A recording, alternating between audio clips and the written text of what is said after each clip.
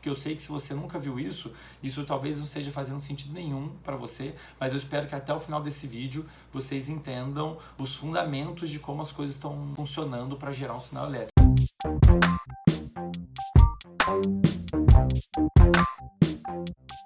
E aí pessoal, sejam bem-vindos ao bloco de bioeletrogênese. A gente só consegue fazer o que a gente está fazendo agora, pensar, ouvir, entender e falar e mexer, porque nossas células conseguem gerar um sinal elétrico. E basicamente, pessoal, as células, para elas conseguirem fazer isso, elas precisam de dois requisitos básicos. Um dos requisitos necessários é a gente ter um gradiente de concentração de íons dentro e fora da célula. E isso a gente tem, tá? Então se a gente for olhar lá, que essas barrinhas estão ilustrando a concentração dos principais íons que compõem nosso corpo. Então a gente tem o sódio, isso aqui é o compartimento líquido extracelular, e aqui é o líquido intracelular, beleza? Sódio, cloreto, potássio. Sódio, cloreto, potássio. Então repara que a concentração desses íons fora da célula é bem diferente da concentração desses mesmos íons dentro da célula. Beleza? Aqui está ilustrando os valores em concentração em milimolar por litro. Beleza? Então algo próximo de 140 milimolar de sódio, algo em torno de 100 de cloreto e um pouquinho aqui de potássio, e dentro da célula é o inverso, tá pessoal? Isso é uma coisa que eu acho que vocês já sabem lá de qualquer aluno que teve uma biologia celular básica, ou até mesmo da escola, supostamente deveria saber isso. Tá, então a concentração desses íons dentro e fora da célula é diferente. Fora da célula, o que a gente tem muito? Sódio e cloreto. A gente tem sal. NaCl é sal, pessoal, sal de cozinha. Então a gente tem muito sal fora da célula e pouquinho dentro da célula, tá? E o potássio é o contrário, tem bastante potássio dentro da célula e pouquinho fora. E é diferente e tem que ser diferente, pessoal. Aqui separando, o que separa o compartimento intracelular do compartimento extracelular, o que está dentro e o que está fora? A membrana da célula. A membrana plasmática, né? Lembrando que um dos principais componentes dela lá são os lipídios, aquela bicamada lipídica. E dito em linhas gerais, essa membrana não deixa passar qualquer coisa por ela. Eu não vou entrar em detalhes em relação a isso, mas então a gente tem a membrana celular com seus vários glicoproteínas e proteínas compondo a membrana, e ela funciona como uma barreira física para muitas substâncias. Esses íons aqui não conseguem passar por essa membrana livremente, certo? Esse gradiente de concentração, essa diferença de concentração fora e dentro da célula, ela é gerada e mantida pelas bombas, tá? Aquelas proteínas que chama de bomba, que são proteínas que com o gasto de energia, elas transportam uma substância de onde ela é menos concentrada para onde ela é mais concentrada. Por isso que ele gasta energia, porque ele precisa jogar a substância para onde ela já está mais concentrada. Naturalmente, o que aconteceria seria o oposto, né? Então aqui a gente tem, por exemplo, essa bomba, uma bombinha, né? Só para ilustrar os transportadores que a gente chama de transporte ativo primário, jogando aqui sódio de dentro da célula para fora da célula, ao mesmo tempo que joga potássio de fora da célula para dentro da célula. Isso aqui está ilustrando então a famosa bomba de sódio e potássio, beleza? Mas aqui só é um exemplo, né, de um tipo de um transportador, um transporte ativo que permite gerar e manter esse gradiente de concentração, essa diferença de concentração, que, como eu disse, ela é necessária para gerar os eventos elétricos que a gente vai discutir aqui no bloco de bioeletrogênese. Segundo requisito para você ter um sinal elétrico sendo gerado é essa membrana ser seletivamente permeável, tá? Permeabilidade seletiva. O que isso quer dizer? Ela não deixa passar qualquer coisa, como eu disse. Ela seleciona quem vai passar e quem não vai passar, digamos assim.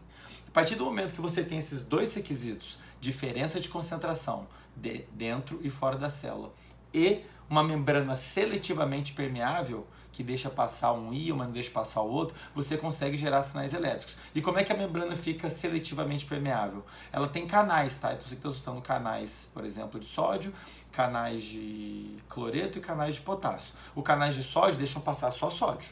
Ele não deixa passar potássio, deixa passar cloreto. Existem outros canais que deixam passar mais de um íon, mas enfim, para o fim da nossa discussão aqui, esse canal aqui deixa passar só sódio. Quer dizer que se esse canal estiver aberto, estiver presente, estiver aberto, a membrana vai deixar passar só o sódio. Ela é seletivamente permeável ao sódio, beleza? E nesse caso, se eu ponho um canalzinho de sódio aqui, para onde que ele vai querer passar? Ele vai querer passar do meio extracelular para o meio intracelular. Por quê? A favor do gradiente de concentração dele. Ele vai por difusão, beleza? Um canalzinho de cloreto vai permitir que o cloreto se movimente no mesmo sentido, de fora da célula para dentro da célula, e um canal aberto de potássio permite com que o potássio vá no sentido oposto, tá? Mas a gente vai falar um pouquinho mais disso mais para frente. Aqui eu só queria ilustrar para vocês o que eu quero dizer com membrana seletivamente permeável, tá? Isso quer dizer que ela seleciona quem vai passar ou quem não vai passar, dependendo de quais transportadores estão presentes ali na membrana, beleza? Então, se a gente tem essas duas coisas, pessoal, agora presta atenção que eu acho que essa é uma das partes mais importantes. O próximo slide é uma das partes mais importantes de toda a aula de bioeletrogênese, beleza? Vamos entender por que se você tem esses dois requisitos, gradiente de concentração e membrana seletivamente permeável, como é que isso gera um sinal elétrico? Porque eu sei que se você nunca viu isso talvez não esteja fazendo sentido nenhum para você, mas eu espero que até o final desse vídeo vocês entendam os fundamentos de como as coisas estão funcionando para gerar um sinal elétrico, tá? Então olha só, presta atenção nesse esqueminha que eu preparei aqui. Imagina um compartimento fechadinho, com água, e você põe uma membrana ali no meio. Uma membrana igual a gente tem das células, uma barreira física. Do lado esquerdo, a gente coloca bastante potássio e bastante cloreto. E do outro lado, do lado direito, a gente põe menos potássio e menos cloreto. A quantidade de potássio aqui desse lado é igual à quantidade de cloreto aqui desse lado. E a quantidade de potássio aqui é a mesma quantidade de cloreto. Tudo bem? Então repara que o número, lembrando que o potássio é um íon carregado positivamente e o cloreto é um íon carregado negativamente, né? Mas repara que o número, a quantidade de íons positivos é igual à quantidade de íons negativos aqui. Do outro lado a mesma coisa, a quantidade de íons positivos aqui é a mesma que a quantidade de íons negativos aqui, beleza? Até aí tudo bem, não tem nenhum evento elétrico acontecendo. Agora, o que vocês acham que aconteceria se eu colocasse um canal de potássio aqui? Tá? E agora é um momento que você pode dar um pause no vídeo para você pensar um pouquinho. O que vai começar a acontecer? O potássio vai começar a passar de onde ele é mais concentrado para onde ele é menos concentrado, correto? Perfeito. Tá? Essa setinha aqui, vamos chamar ela de, vamos dizer que dá um nome para ela de força química, tá? Então é a força que está impulsionando o potássio para ele ir de onde ele é mais concentrado para onde ele é menos concentrado. Então essa força química, entre aspas, está fazendo então os íons potássio passar para o lado de lá. A pergunta é, e eu vou pedir para você dar um pause no vídeo de novo para você pensar um pouquinho. Até que momento que o potássio vai ficar passando aqui do lado esquerdo para o lado direito? Geralmente, muitos alunos respondem que vai passar potássio para o lado direito até as concentrações igualarem. É o que a pessoa pensa intuitivamente. Mas não é, porque está faltando um componente nesse raciocínio aqui. Imagina o seguinte, ó. O potássio começou a passar para cá, certo? O que vai começar a acontecer com o potássio passando para lá? Vai começar a acumular potássio do lado direito, e como está passando apenas o potássio, vai começar a sobrar cloreto do lado de cá. Então, conforme vai passando o potássio para cá, começa a acumular potássio aqui, né? E começa a acumular cloreto do lado de cá, certo? Por quê? Antes, eles estavam em números iguais, né? Lembra que eu falei que a quantidade era igual do lado de cá? Só que se começou a passar potássio para cá, vai começar a sobrar potássio aqui, e esse cloreto que não consegue passar pela membrana, ele fica aqui e começa a sobrar cloreto aqui. Então repara, prestem atenção agora. Começou a surgir um evento elétrico. Não sei se vocês sabem, mas cargas positivas atraem cargas negativas e vice-versa. Então se você põe uma carga negativa e positiva perto uma da outra, elas vão gerar uma força elétrica. Elas vão se atrair, vão querer uma lá para o lado da outra. E é exatamente o que começa a acontecer aqui. Então, no partir do momento que começa a passar potássio para o lado de cá, começa a acumular potássio aqui, cloreto aqui, e você começa a gerar uma força elétrica aqui, que eu estou ilustrando com essa setinha amarela, beleza? E o potássio vai passando, então repara, tem uma força química fazendo o potássio vir para cá, e agora surgiu uma força elétrica fazendo o potássio querer vir para cá, para o lado esquerdo. Certo? Lembrando que o potássio é positivo, né? Então, o potássio que é positivo, agora ele quer vir para o lado esquerdo, porque o cloreto é negativo e está gerando essa força elétrica nele, né? Então, agora tem uma força química fazendo o potássio querer ir para a direita e começou a surgir uma força elétrica fazendo ele querer ir para a esquerda, beleza? Acontece que nesse momento aqui, que eu dei uma pausa aqui, a força elétrica, como vocês podem ver pelo tamanho da setinha, não é tão grande quanto a força química. O que quer dizer que a força química está ganhando, então você continua tendo potássio passando para lá. O que vai acontecer? Vai acumular mais potássio do lado direito e vai acumular mais cloreto do lado esquerdo. E se você tem esse acúmulo maior de cargas positivas do lado direito e negativas do lado esquerdo, o que vai acontecer com essa força elétrica aqui? Vai aumentar ainda mais. Eventualmente, vai passar potássio para o lado direito, tanto potássio para o lado direito, que vai gerar uma força elétrica tão forte quanto a força química.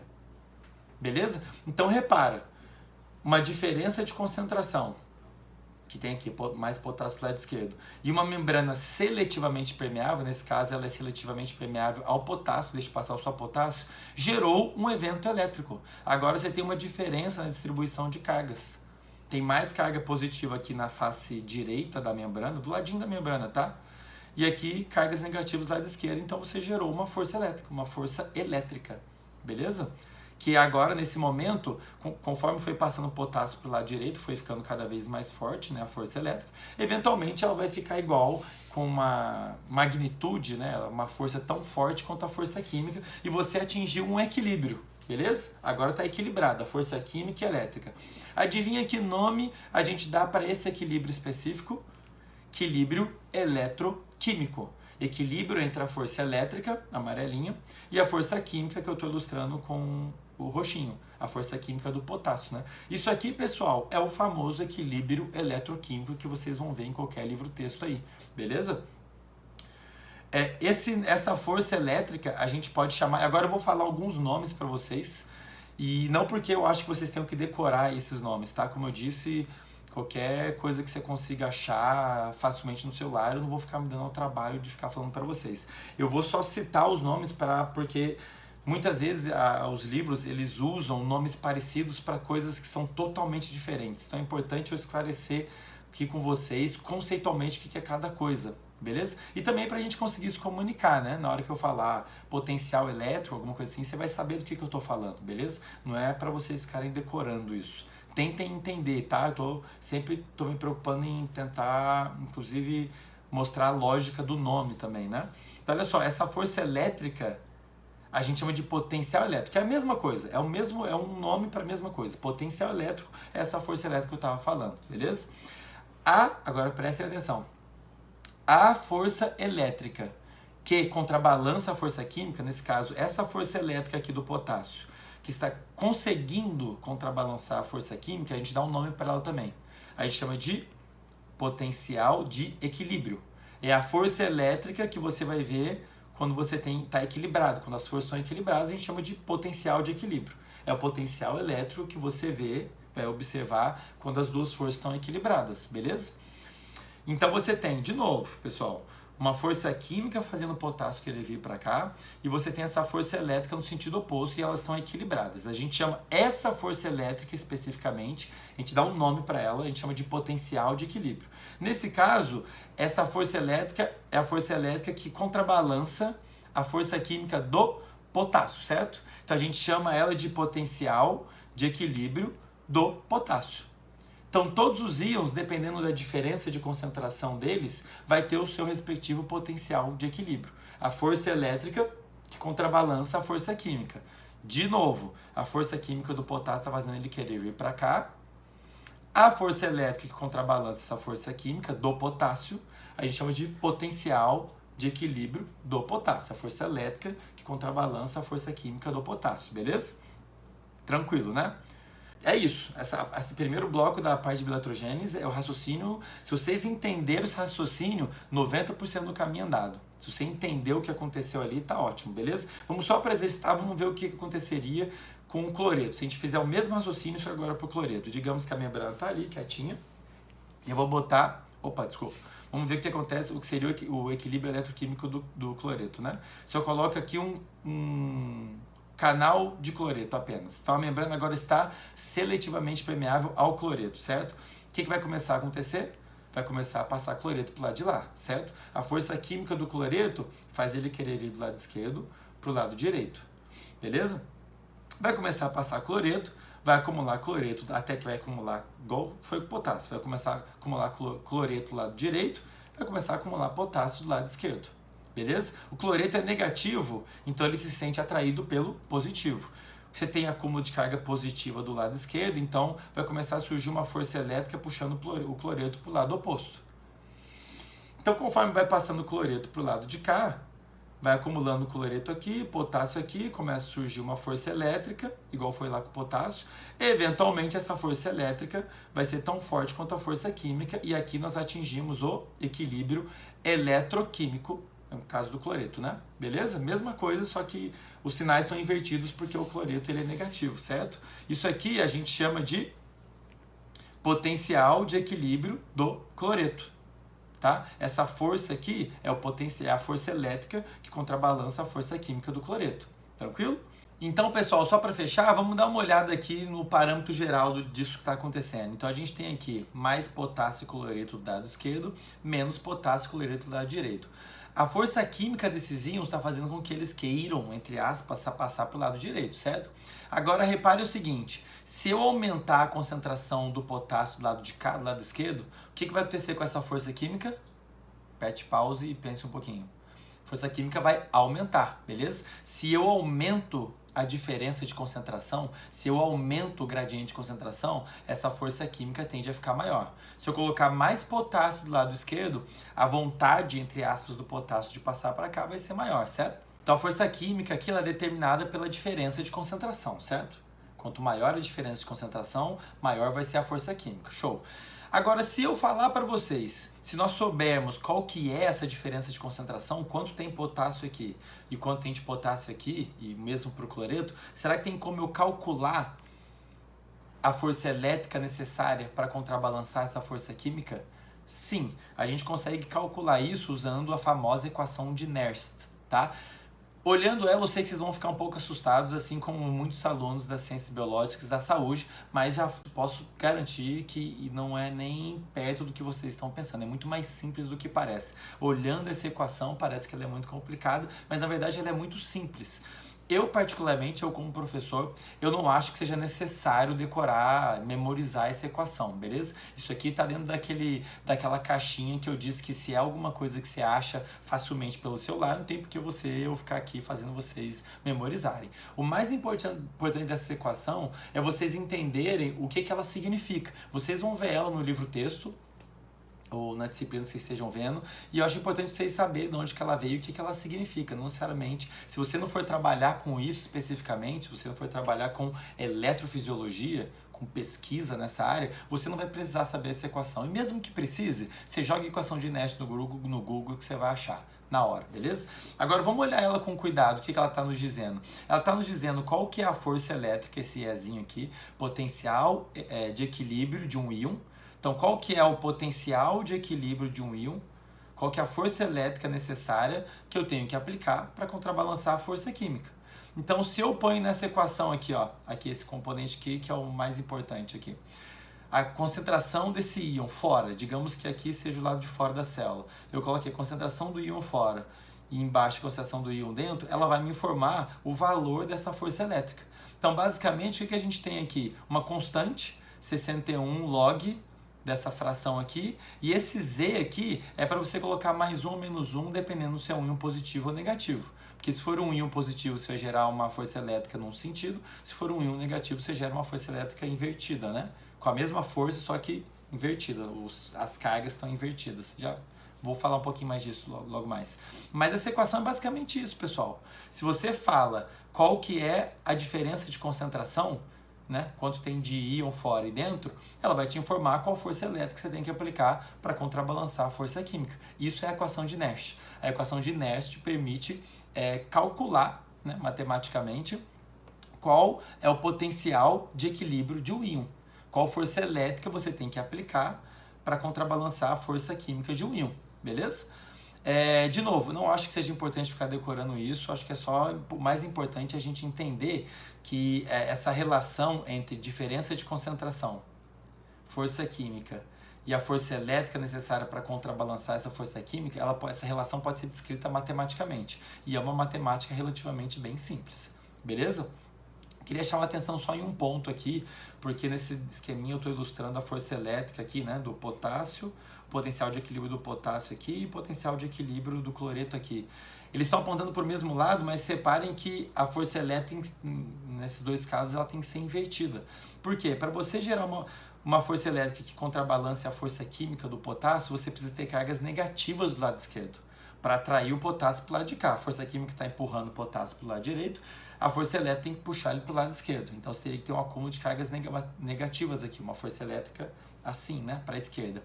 No caso do cloreto, você precisa de uma força elétrica com sinais opostos. Você precisa ter um acúmulo de cargas positivas do lado esquerdo para puxar o cloreto, que é negativo, para o lado de cá, tá?